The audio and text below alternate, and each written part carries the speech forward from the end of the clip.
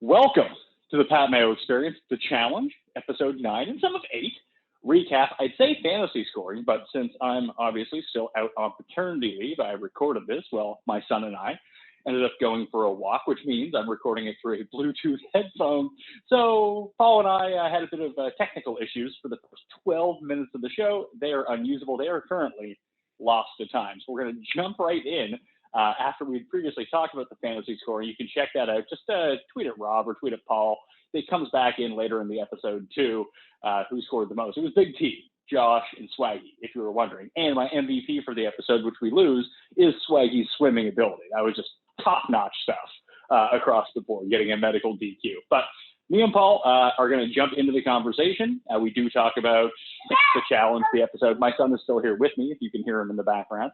Remember to like the episode. Remember to subscribe to the Pat Mayo Experience audio podcast. Leave a 5-star review and say something nice about the show. Sports are coming back, so we're going to have plenty of stuff going on. If you missed the comedy bracket, the first 2 episodes are out for the funniest movies of the 2000s. Those came out on Tuesday and Wednesday, so hit the feed and go check those out.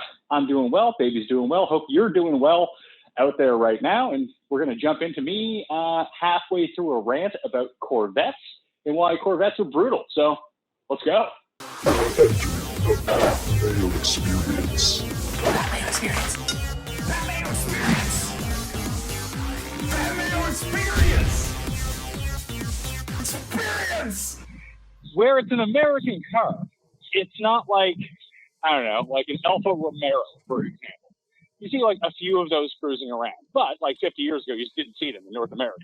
I don't even know if they were an actual thing 50 years ago. I have no idea. Nice cars though. But like when you grow up and like you don't have a bunch and like the rich guy in your town, he might drive a Corvette and you think it's like the coolest fucking thing in the world. And then when you get older, as it turns out, like, yeah, a Corvette's fine. It has a decent engine in it, but it's like a low-class Mercedes kind of thing. And you can buy the Mercedes for cheaper, which is the weirdest thing about it. Yeah, it looks best with a mullet waving or flying through the air behind or inside of said Corvette. So back to the show. Yeah. Bad news for Swaggy because he DQs and looks like an idiot. Better news is that he looks good in comparison because he gets to fight with Josh. But then you have the situation where he couldn't suck in West to be his rival. Now his rival is going to be Josh. That's a big L. Mm-hmm. Yeah. And he also went on this thing. But he also went on this thing where when he was like making fun of Josh during his confessional, he said like, Josh is 6'1" and like marshmallow soft. But didn't Swaggy say that he was 6'4"? Like he himself was 6'4"? Yet when they stand next to each other, Josh looks taller than him. I'm gonna say, man, there's a lot of nonsense that comes out of Swaggy's mouth. He's also talking about how, he's hiding behind all the security guys. You know when, like, someone's trying to separate a fight and you want to kind of look tough and you kind of, like, do the old, like, shoulder shrug where, like, don't hold me back, don't hold me back. Like, that's kind of and that's smart. You don't want to get kicked off of this show.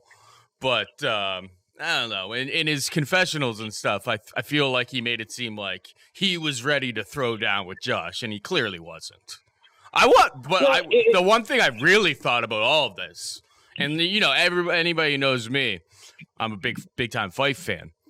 I want to see, like, get him on one of those, like, Fame MMA, like, boxing matches that, like, Bear and George are on. I want to see Swaggy versus Josh. Inject that shit into my veins. Maybe that should just be that's a new elimination, MMA fight. Let's go. I would like to see it because, like, I think from somebody who breaks down fights, I think Swaggy is going to have better reach, better mobility, probably better cardio. But Josh gets inside. That guy, Josh's chin is like Jay Leno and like the Easter Islands had a baby. Like, you're not knocking that shit out. Like, you're not laying any heavy damage on that. Like, I feel like Josh could take an absolute mugging and still be around in round 2. Maybe, the Homer Simpson approach is how I see Josh fighting, and it would be whether Swaggy can kind of pick him apart from distance. I think it's a fascinating matchup. I want to see it. If people from, like, any of those greasy MMA or boxing promotions are listening, sign me up for that shit. I don't know if they are listening, but I remember the Georgia and Bear one. Turns out like they didn't get paid for it. Okay, well, then maybe. They got scammed. Okay, like let's pay them if we're gonna do this, but I would watch. Hey, why not just make that another spin-off of the challenge? Like, there's no more real world's on like Facebook. There's no road rules. Like, they show ridiculousness 80,000 times a week. Like, just have the challenge spin-off MMA, and then you can just bring back old challenge people. Like, no one would ever want to fight Darrell. No, imagine Prime CT in one of these. Oh man, there would be a lot of great tilts. Like, I think like Rogan looks like a guy I wouldn't really want to mess with. Imagine, I mean, Turbo would just break the game entirely. Turbo literally has like MMA training, clearly won a final, so has impeccable cardio. The guy's super jacked, can do like flips and shit. Like, I mean, Turbo's eating everybody's lunch as far as I'm concerned. I don't know. I mean, you put him one-on-one against Fessy. I think Fessy might take him down. The guy's twice his size. We'll see. Like, Fessy is a legit 6'5".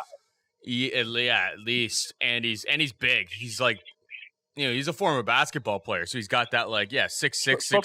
Football player.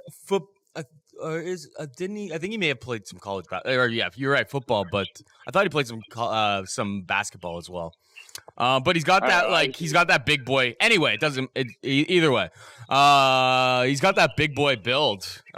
Different type of build. Like, it's not like he's just tall and skinny. Like, he's tall and thick. And I don't see who beats either Emily or Laurel on the girls' side. In a fight, yeah, Laurel's just so big. I mean, Maddie's got that southern. I bet you Maddie's been in some scraps. I'd put my money on Maddie. Against Maddie versus Laurel would be. I mean, yeah, I want to see that too. Well, it's just so easy to forget about Maddie because she's so forgettable that they didn't even put her into the tribunal. She was the one person who got to skate along scot-free.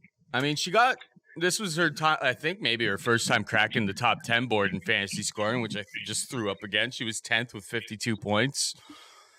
Here's my take on Maddie. I feel like, I think Rob told us in advance, and then we found out through Ashley that she got a DUI and all of that. I feel like they're not showing her in any of these bar scenes because she is a party girl, and they know that story's out there. I mean, people have seen the mugshot and stuff. And I think they're just trying to, like, you know, maybe not show Maddie being a party girl right now, 6 months off of a DUI charge. That's what I'm thinking. We're just not seeing it because they're trying not to, like, glorify somebody who has obviously had an issue with substance abuse and stuff. Well, the report that I was sent, what did it say? That she had like 2 drinks in her, but she was also on like Vicodin or something like that? Yeah, basically like oxys and booze. Like, she said only a couple drinks, but 2 hydrocodones, which is basically like codeine. Oh, that's not the thing Trump's taking, right? Yeah, not hydrochloroquine. Don't inject no injecting bleach into your veins, okay, people? Is hydrochloroquine the malaria drug? Yes, that's what that is, right? That's what that is. So yeah. it's like, so you can like take it and it's fine. It's just people are like idiots. Yeah, but hers is hydrocodone, which is just like basically it's just like morphine. So it's like a pain pill. Yeah, hillbilly heroin, basically. So you have that, and I think that like my girl Melissa, who's on my team, I just feel like she's not getting. They're not showing her do anything because they don't want to show her drinking because they know that she's pregnant. Yeah, I feel like they're using kind of the same policy with her. Because yeah, she's pregnant, and they're just like, oh boy, did not know that was happening. Yeah, I think that's the exact same thing. What do you think's gonna happen with her? Because like, feels like the writing's starting to get on the wall. I know she made some deals with people in the interrogation room this week, but they're not exactly all that inclined to like cater to what she has to do in this game at this point. I don't really like. I guess she's with like Kyle. Who is she really with? Yeah, she's with. I think she was like the Brits, like Kyle and Rogan. Yeah. So I think with her is that she is now like basically put into the Big T role, where it seemed like they were saving Big T for whoever wanted to go get their Red Skull, and now Melissa becomes that person. Yeah. But I've seen Melissa in eliminations, and she is fiery. I wouldn't be sleeping on Melissa. She could win an elimination. I could see. I mean, when you look at some of the names on the list, what we have, I think she could beat Bailey. She could beat Anissa. Yeah. At least those two. I mean, the other not girls Nani. you got, yeah, and Nani she could beat. But and you know she's probably going to struggle against the D's, the Maddies, the Jenny, obviously. So there's quite a good number of excellent girls in this show. I think the one thing that we have to get into is what's your take on D here? I mean, like we've supported it, but it's real greasy, and you got to think about if you're ever gonna have if anybody's ever gonna trust you anymore, making alliances in the future if you go through with this on Jenny. I gotta say, I couldn't be a bigger fan this year of Dee and Rogan for that matter. Just we got too much of them the first few episodes, but the past few where they really haven't been in it, I've been like, I'm kind of missing them. And they're just always up to craziness. It's great. They're great characters. But what's going to happen is Dee couldn't pull the trigger on Jenny, which does mean at some point Dee is getting fed to Jenny. Yeah. That's and yeah, Jenny's more than ready. I mean, it was the right decision not to throw Jenny into that. I mean, the only decision I guess if you put Pat, I can talk over you. Let me finish my sentence because I know what you're going to try to say. The thing about D, and you threw me off. Now I don't even remember what I was going to say. Yeah, the move is throw Jenny in against Casey. Get rid of one of them. That's the move. That's what I was going to say! But they didn't do that. That was the only move. But I still think Jenny comes out ahead. Like, Jenny was made to throw exercise balls out of a pit. You think she's going to she's going to be unstoppable in that? I mean, Casey would have been competitive. You get rid of one of the good competitors. That's obviously the move. That is clearly the move. But, yeah. But it's not like Jenny cleans up in the daily meeting. Like, she's fearsome because her, at elimination, you're like, oh, she can beat me in anything. Essentially, that's not a puzzle. But if it's a daily mission, if she's not on the tribunal, you're fine. You just keep throwing her in.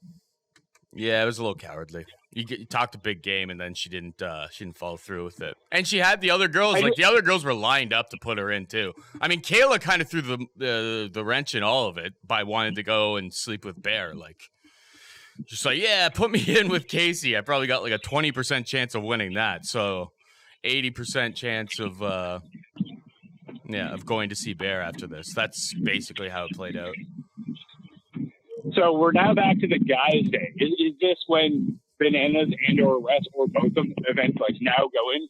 Corey, Kyle, Swaggy, Josh, Bananas, Wes. I think those are all the guys who haven't been in and need to get a Red Skull.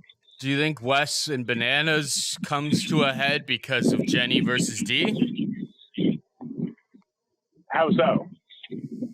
Seems like I don't have any confirmation, but it seems like Bananas has always been at least talking. I see them hanging out with each other and on Team Jenny.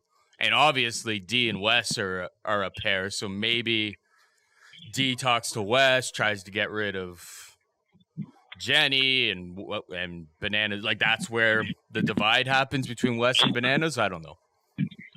I think just Wes might turn on Bananas, or they assess the situation and they look at it. Let's say Bananas or Wes is the person who's put up next week. So they have to find out who's going in against who. If it's Bananas, if Wes gets voted in, but Bananas is on in the tribunal, he might just look at it and say, this is the best matchup for me. Wes is my easiest path here, depending on what it is. Swaggy and Josh are probably the two worst, but Bananas and Wes probably aren't far behind in terms of eliminations at this point. So you might look at it and be like, well, I'm bananas. I'm bigger than Wes. He's the only guy that I am bigger than. If it's a like power thing, I'm going against Wes. Or it's all just fake news. It's just a creative editing in a trailer/teaser. Well, we saw it on the next episode on. We saw it on the this season on. It seems, and they've really, really played this we're best friends hand. So it would only make sense that they have to go head to head. Yeah, it makes sense. Yeah, that's about all I got. That's about all. Nani thinking like she's going to win is hilarious. Oh my god! Actually, thank you for bringing that up. Can Nani stop pretend? I saw our boy Rob sent us like Instagram post or something from Nani where she's going on about how I just want everyone to know that the reason why my friend Jenna went in is because of this, and the reason Kayla went in is because she wanted to go in. So I'm still a loyal friend. It's just like, Nani, nobody was accusing you of having any control over the direction of this game this season. Like you didn't have anybody's ear in making those votes. So why are we pretending that like you were gonna try to save your friends? You didn't have control to do so. Oh, there's also something that they should do, but I don't know if they're going to do it. The girls should never vote in Anissa again. Anissa should have her ticket to the final and just like pencil her in. Like that is someone you want to face in the final. Yeah. Yeah, because she's going to do well at the physical stuff, the little small little challenges, little things in contained spaces and stuff. But, I mean, I've seen her running on that indoor track. Now, they've got it usually in slow motion and stuff, but it's not looking like she's moving all that quick. Well, I think this is it's either her 12th or her 13th season. Shout out to Alan, who was on the show before the season started. Came up with Anissa is the first challenger to win in an elimination in 3 separate decades. So that's pretty impressive. Like, she can't run. This has been a thing her entire career on the challenge. Like, it's her 12th or 13th season, and I think she's won a grand total of like $30,000 off this show. Yeah, she's a tough vet. She's tough to get out in an elimination, specifically if it's physical. But yeah, she's not built to run a challenge. She's never been to a final, has she? No, she has, and she's been awesome. Okay, yeah. Yeah, she is the person to drag along. I wonder if they will, though. She seems aligned with the wrong people, in all fairness. Like, she's aligned with Nani. I mean, Nani's got to be going home soon, right? I mean, instead of Melissa as a layup, maybe they're keeping Nani around as a layup. Like, I can see, like, Bailey is going to have to take her shot here soon. I'm curious to know if she goes in against, because they can probably set it up, like, with Wes, and they have so many numbers that she can probably pick who she wants to go against. That it's Melissa or Nani. I would probably pick Nani. Yeah. Yeah. I mean, there's more of a proven track record of not being the best at this stuff with Nani, whereas Melissa's a little bit more of a wild card. Yeah, she's more just unknown at this point. Yeah, exactly. We didn't mention this during the Josh fight, but like, who throws their drink at someone? What a cowardly move. Exactly. That's why that was really, really redeeming for Swagatha, because yeah, he was having a rough time in this episode. And then Josh threw a drink at him, and you're like, all right, Josh, you're back to being the idiot that we kind of made fun of all of last season. I mean, good for him for getting on TV. That's not the way that I would want to be portrayed, put it that way. Like, I wouldn't want that, because that's just it's like spitting on someone. It's just such a low-class move. Yeah. I couldn't agree more. That's pretty dodgy. And with, like, it's weird watching Swagatha between, like, him in the house and interacting with everyone, and then him in the confessionals, because, like, when he's in the house, or like he's at the challenges and he's just like randomly talking to people, he seems like totally normal. Yep. But when he goes into like the confessionals, it's like he's playing this like hyped up persona of himself. Mm-hmm. But there's no consistency. Like, play the one part at all times. Like, Bananas is playing a part for the show, but he's always the same guy. Yeah. So is Wes. Like, it's not like, oh, Wes is talking to whoever. He's like the world's nicest guy. And then the confessionals, he's the biggest asshole in the world. No, when he's at the thing, he's yelling at Kayla and Jenna. It's like, hope you didn't fuck up your marriages. Yeah, it's like with Swaggy, it's like I like the thoughtful, smart dude that I see in the house, to be perfectly honest. I mean, the nickname Swaggy doesn't really necessarily sit with that persona, but I think that's his actual personality, and I dig the regular personality. But I guess, I mean, I know you have producers there telling you to play stuff up, and some people can't just, you know, have an amped up version of themselves. They have to create a whole new character, I guess. Like, I think that's what's happening with him. You have to remember, the guy was on one season of Big Brother and got, like, launched in the second episode. So TV time is limited at best. Yeah, I saw Scott from Challenge Mania kind of tweet this out, that they should have couples on these shows. It's not fair. In what sense? Like, it's 2 votes. Yeah. I guess it is 2 votes, yeah, but I don't know. But it also creates other dramas and stuff. Now you're kind of dealing with, like, 2 people who are trying to, you know, for instance, now because they're a couple, Swaggy's going to have to deal with when Bailey goes off the rails on somebody. He's going to have to play damage control on that. Tori has to play damage control when Jordan's an asshole to everybody. There's usually one partner in the couple that has to play a little damage control. So that, I guess, that associates you with that damage control. So that maybe that's like the write off with all that. Yeah, but it's not like that stuff is any fun to watch, though. I mean, like, yeah. If just put the loose cannon person on the show, like put Bailey and put Jordan on the show. Here's my concern, Pat. If we do that, there's no couples on the show. Do we just get a whole bunch of storylines like Jenna and Zach?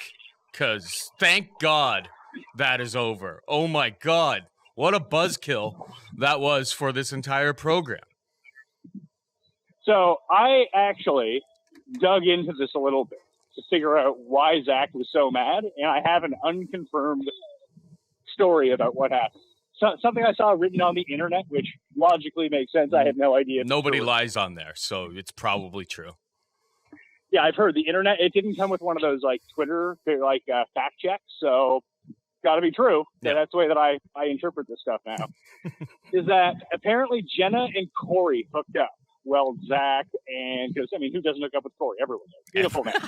Well, Zach and Jenna were like broken up, and that's whose DM that he saw. And then he knew Corey was on the season, but then he had heard rumors that there was someone on the show cheating on their boyfriend. And since he doesn't have like a tap into who it was, like he was basically looking at spoilers on the internet, heard this rumor about someone cheating on their boyfriend, which was Kayla, not Jenna, but he thought it was Jenna with Corey.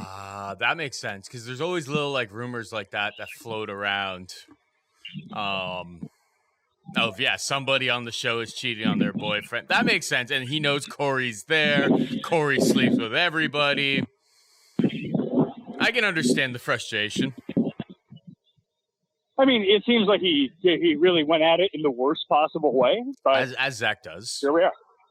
But I mean, it's not like Jenna hasn't cheated on Zach on one of these shows before, because she did with that homeless guy, Bruno. Oh, yeah. I forgot about him. Gave him a quick handy on the plane. Yeah. I mean, what were you thinking about Jenna? Is this the end of the line? It might be. Like, I just don't know what she's contributing. Like, I would like to see, like, if Jenna wasn't with Zach and she was in the house and she was trying to hook up, like, I think she'd be a lot of fun.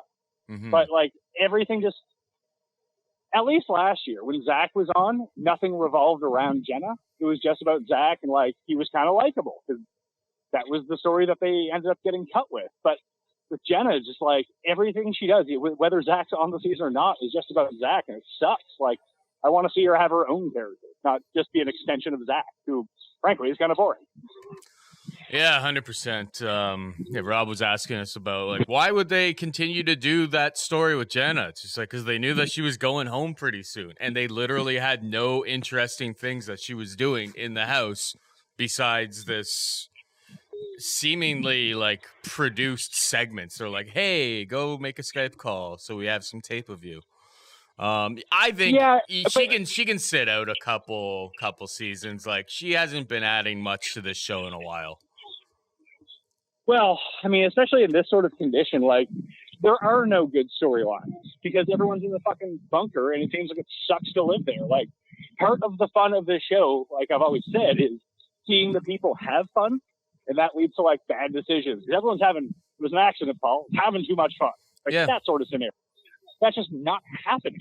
And for the women watching, they want to see the dudes with their shirts off. For the guys watching, they want to see the babes in bikinis. We're just not getting that. It's true. It's too cold wherever they are right now.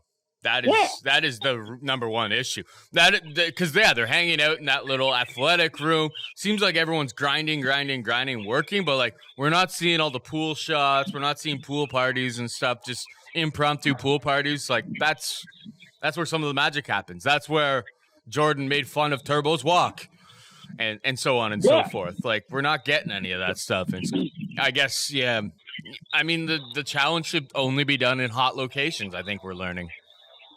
Yeah, like, I have no problem with, like, going to Czech Republic. Just go in the summer. Yeah, 100%. 100%. Like, we need beaches. Like, we need people with, like, as little clothes on as possible. That's the move. Yeah, there has been a very, like, lots of sweatpants, no bikini shots this season. No, everyone's wearing like 3 layers. Yeah, it's cold. It's a little ridiculous. Cold is fine for like the finals, like when they did the first X's season, and it was like Bananas and Camilla, TT and Diem and Kai and Emily, and like the final challenge was on a glacier in Iceland. Like, that's fine. But the rest of the season wasn't completely frozen. It was somewhere nice. Mm-hmm. So I'm guessing we get the opposite of that this time around, where they go from like this to like some sort of paradise. That'd be my guess. 100%. 100%. You survived the bunker. Now you get to go here. Yeah. I wonder where they're going to go next with it for sure. What's up? Do you think that Nelson's going to go all the way, or do you think he keeps getting voted in? Because Kayla and Jenna going home really helps out Nelson. Yeah, like it seems like that Nelson-Corey dynamic in general, they're kind of looking pretty good now. A lot of their rivals and enemies and stuff are all leaving, so it's setting up.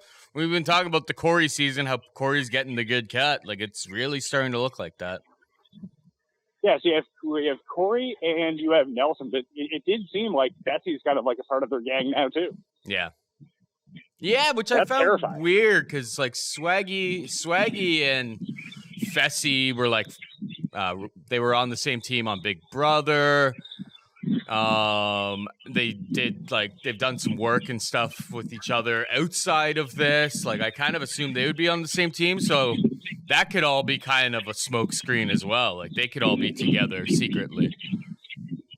Well, you have maybe Fessy looked at it and said, like, oh, it seems like Swaggy and Bailey are just in with Wes and not me. Mm-hmm. Like, that's the way that they're leading. Also, the move with Josh wasn't to be a complete moron about the entire situation. It was to team up with Swaggy and take out Wes. That was the move. Yeah, it's true. Blindside them. Idiots. All of them. Just a bunch of idiots. Anyway, that's it for me. What do you got? Yeah, that's more or less for me. I actually I have to make a little fix to this board here. I just realized that your Twitter is my Twitter on our double phoner board, so I'm gonna have to fix that up. Trying to get that Twitter clout, are you? That would be funny if I just stole a bunch of your followers. I think the rest of the fact that your Instagram and your Facebook are listed on this. I mean, nobody's actually going to see this, so I probably shouldn't be talking about it. But I was in between computers when you asked me what else is from you. I was trying to fix the board. But yeah, honestly, I think we kind of wrapped up the 2 episodes. I don't really have very much else to say about it, really. Bad episode for Swaggy until Josh came through and had an even worse episode by throwing a drink. Who throws a drink? Big T on the top, as things should be. look forward to her returning to the program in future seasons. That's about all I have to say. Yeah, well, I'm going to sort of make a dark home here because it's about to rain. Wolf, what do you say? Do you want to say bye? You do nothing but nonstop chatter. I asked you to say hi. You look at me like a ghost. Come on. Well, Wolf says bye. I'm saying bye. You can follow me at ThePME, Twitter, Facebook, and Instagram, despite what the board may or may not say if you're watching the video version. Remember to smash the like button for the episode, and please subscribe to the That Mayo Experience audio podcast. Leave a 5-star review because we still have shows coming at you every single day. Golf is returning. Paul and Cody have the MMA show out already. So hit up that, all right? And there's going to be more of that to come from. Sports are coming back, so you're going to want to stay tuned. Thank you all for watching. I'm Pat Mayo. I'll see you next time. That Mayo Experience! Experience!